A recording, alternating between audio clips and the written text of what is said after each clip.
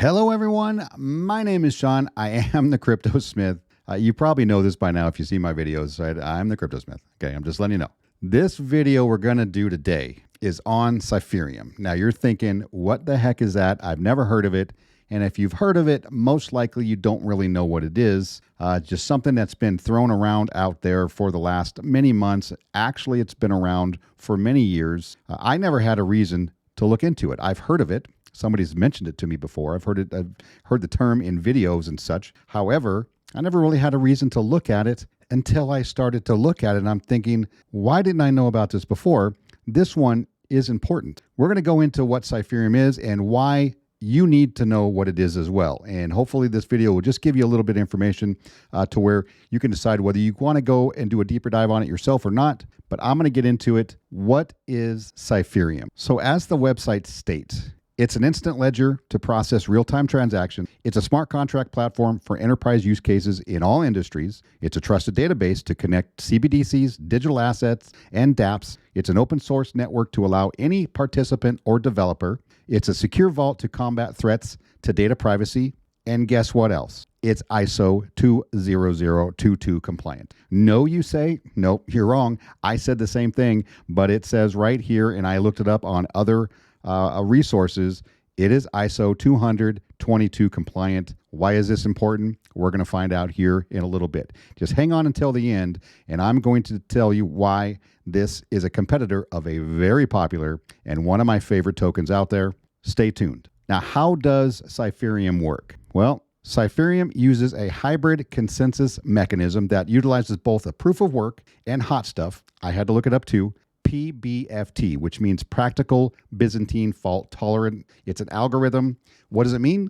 Well, you probably wouldn't understand it. Why? Because I'm not smart enough to explain it to you. So that's not what I'm going to do here is explain that. If you want to do a deeper dive on what practical Byzantine fault tolerance is, feel free to do that. Maybe I'll explain it in another video if I can understand it better myself. Now, I do know that the proof of work is for minting new coins, and the hot stuff is for the instant verification of transactions. It's broken up into multiple parts in order to achieve the scalability, the speed, and the security that it's looking for. Obviously, a very oversimplistic explanation on what that all is. So now all of that stuff's on this website. I'm going to leave the link in the description below. It's very easy. It's just cypherium.io, and you can look at this stuff yourself. But I'm not going to go through the white paper and read the entire website. The white paper is here, and the white paper is an intricate and exhaustive, complex, detailed breakdown of the project. If you want to take a shot at it, go right ahead. I'm not going to go through it because I'm not going to be able to understand all this technical jargon that they've got in here, and it is very, very detailed. So I'm not here to really get into the weeds and nerd out on all the highly complex technical stuff. I'm here to really just give you what I like to call that 30,000-foot overview, just to see if you want to dig a little deeper into this one. Now, Cypherium is the evolution of decentralized finance. It's definitely considered, in my opinion, a competitor of XRP. I know that's surprising. It might surprise some of you. I'm a big believer in XRP. It's one of my biggest holdings. And I'll explain at the end of this how both of these projects are looking to occupy the same real estate in the coming financial system. Okay? Now, Cypherium has been building for several years under the radar. They're creating a platform for all digital assets with the interoperability protocol that connects assets like CBDCs and legacy financial assets that are yet to be tokenized, like securities and real estate. Cypherium's smart contracts are written in Java, which of course is the most popular programming language in the world. Yeah, it's compatible with the Ethereum's Solidity, but Java allows more inclusion of developers, as would make sense. The Cypherium virtual machine runs on the 64-bit system, which is exponentially faster than Ethereum's virtual machine. It runs at 256. The runtime environment is based on Google's Android operating system, and it's lightweight enough, which is great for mobile applications, and it's so lightweight that the Cypherium can even run smart contracts on any card that just has a chip. Cypherium's based out of New York, although it's really kind of considered a Chinese blockchain, and the devs are certainly doxed, right? I'm not talking about some sort of meme coin here where everybody's hidden. This is all out in the open. They've been doing work for many, many years. It took them over 3 years just to come out with their first mainnet. Now, they've been working in near secrecy, as far as I can tell, and have secured working partnerships and associations with these companies. We're talking about Randstad, which is the world's largest staffing agency, Google Cloud, IBM, AWS, Microsoft, the Faster Payments Council, the Federal Reserve's FedNow instant payment system. And here is just a little bit on that here. The FedNow Services chooses Cypherium as a service provider. This doesn't mean that they're going to actually use Cypherium. They're one of these, and I think one of the only ones with blockchain that's on the FedNow system that they are using, and they're allowing people to kind of test and see if they want to use their platform for their faster payments system. And they've also most recently linked up with Chainlink. You get it. They're also consulting with CBDCs and banks such as the Bank of England, Swiss National Bank, and the Central Bank of Hungary, as well as being one of the founding partners of the OMFIF. I had to look it up too. That's the Official Monetary and Financial Institutions Forum.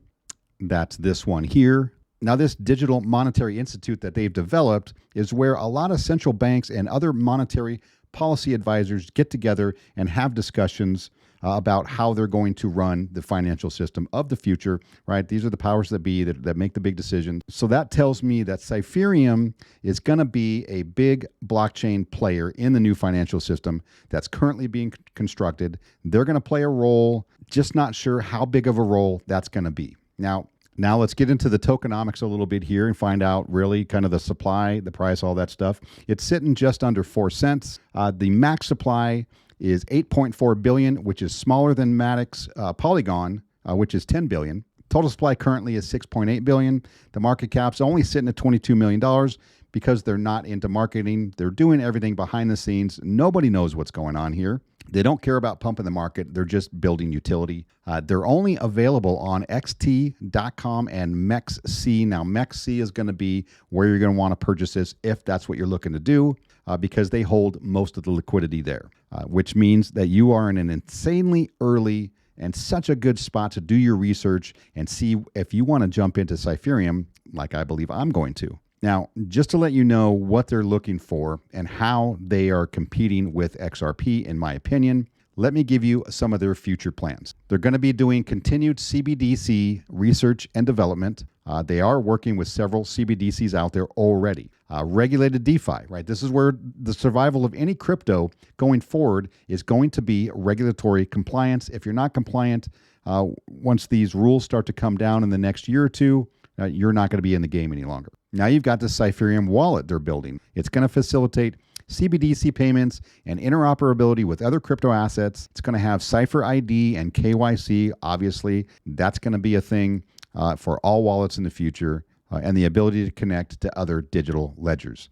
They want to establish Cypherium as a cross-border payment settlement system for CBDCs. All right, XRP, anyone? All right, does this ring a bell? That is what they're shooting for. They're also looking to become a global reserve currency through CBDC adoption, right? Wow. Why haven't we heard of Cypherium before, right? Why haven't you heard of it before? Why didn't you let me know to get involved in this, a year ago or 2 years ago? Now, this obviously is quite an aggressive outlook for the future of Cypherium. What they're going to be able to achieve, nobody knows, right? Nobody knows the future. We all just guess about what's going to happen, next year, when regulation comes out or when the utility switch is flipped. But let's think about this. I know that everybody thinks XRP is the crypto of choice for cross-border payments and ODL and CBDC integration. But keep in mind that no one project or crypto is going to move all the money. And I know we hear this all the time. People like to chant, XRP, all the money, like it's going to be moving all the money. It's not going to be moving all the money.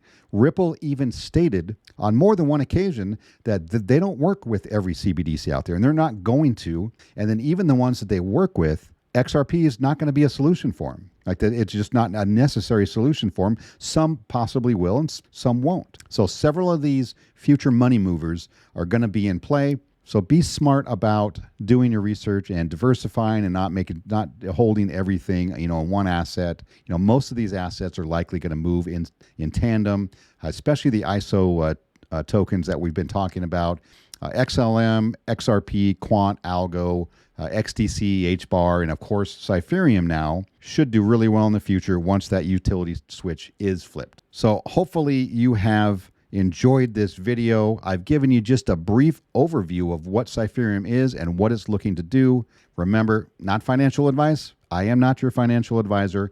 I can barely handle my own money. Just ask my wife. All right. And with that, I will see you guys on the next one.